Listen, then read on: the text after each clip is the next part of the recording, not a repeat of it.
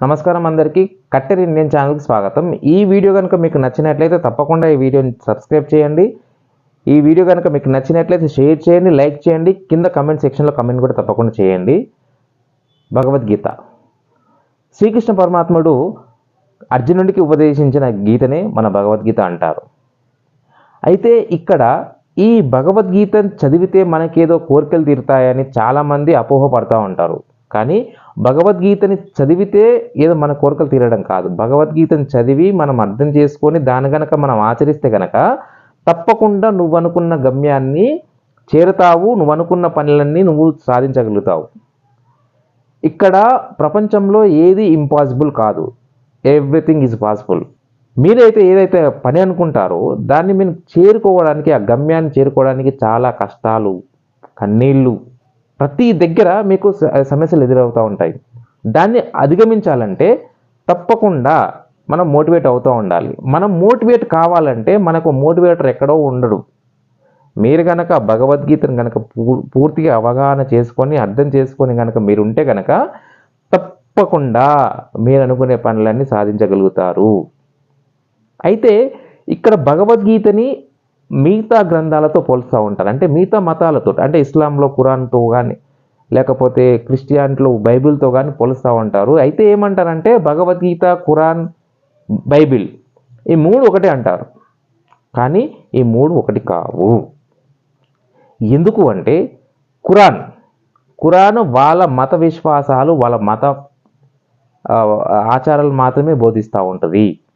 ఇక్కడ ఈ బైబిల్ అనేది కూడా వాళ్ళ మత విశ్వాసాలని, వాళ్ళ మత ఆచారాలను మాత్రమే పోర్ట్రే చేస్తూ ఉంటుంది. కానీ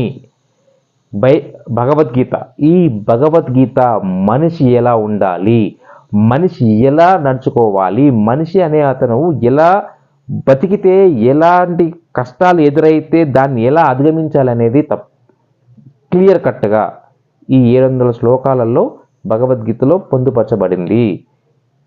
నేను ఒక హిందువుని, నేను భగవద్గీత చదువుతా నాకేదో ఒరిగిపోతుంది అని కాదు. నేను ఒక ముస్లింని, నేను భగవద్గీత చదివితే నా మత విశ్వాసాలు దెబ్బతింటాయి అని అనుకోవడం కాదు. భగవద్గీతను చదువు ఏ ముస్లిం అయినా, ఏ హిందువు అయినా, ఏ సిక్కు అయినా, ఏ జైని అయినా, ఏ ఇతర మతాలు వాళ్ళు ఎవరైనా సరే భగవద్గీతని నిజంగా అర్థం చేసుకునేవాడు అయితే ఉంటే గనక వాడు ఏ మతస్థుడైనా పర్లేదు, తప్పకుండా వాడు అనుకున్న పని అనేది సాధిస్తాడు. ఇది షో. చాలామంది అంటూ ఉంటారు, అరే మోటివేషన్ క్లాసెస్ వింటే అరే నేను మోటివేట్ అయ్యాను, నేను ఇన్స్పైర్ అయ్యాను అనుకుంటా అంటారు. కానీ భగవంతుడే నీకు మోటివేషన్ ఇస్తే ఎలా ఉంటుంది అనేది ఈ భగవద్గీతలో ఉంటుంది. కొంతమంది దరిద్రులు ఏమంటూ ఉంటారంటే భగవద్గీత ఓన్లీ హిందూ ధర్మానికి సంబంధించింది, వాళ్ళు హిందువులు మాత్రమే చదవాలి అలా అని చెప్పేసి హిందువుల భుజాల మీదకి నుంచి భగవద్గీతను అవమానిస్తూ ఉంటారు. దాంట్లో మొట్టమొదటి వాడు చెప్పుకోవడానికైనా వాడి పేరు ఆర్జీవి. వాడు ఏమంటూ ఉంటాడంటే అరే భగవద్గీత చదివేవాడు ఎవడు ఉండడు కానీ భగవద్గీతను అవమానిస్తే ఓ పెద్ద పోటుగాడిలాగా వస్తారని చెప్పేసి అంటూ ఉంటాడు.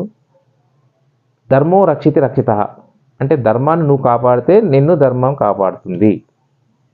ఇది కూడా మన హిందూ సనాతన ధర్మం నుంచి వచ్చిన నానుడే. రామ్ గోపాల్ వర్మ లాంటి వాళ్ళు కాకుండా సెక్యులర్లు లేకపోతే ఇతర మతస్థులు కూడా భగవద్గీతని అవమానపరుస్తూ ఉంటారు. హిందూ బంధువులందా భగవద్గీతని ఒక మత గ్రంథంలా కాకుండా లేకపోతే ఒక ఏంటంటే ఆ భగవద్గీత చదివితే మనకేదో ఒరిగిపోతుందని కాకుండా మీరు ఎవరైనా సరే చదవండి, పూర్తిగా చదవండి, దాన్ని అర్థం చేసుకొని ఆచరించండి. చెప్తున్నా, నీకన్నా తోపు ఎవడు ఉండడు అక్కడ. నువ్వు గనక భగవద్గీతని పాటిస్తే. జై హింద్.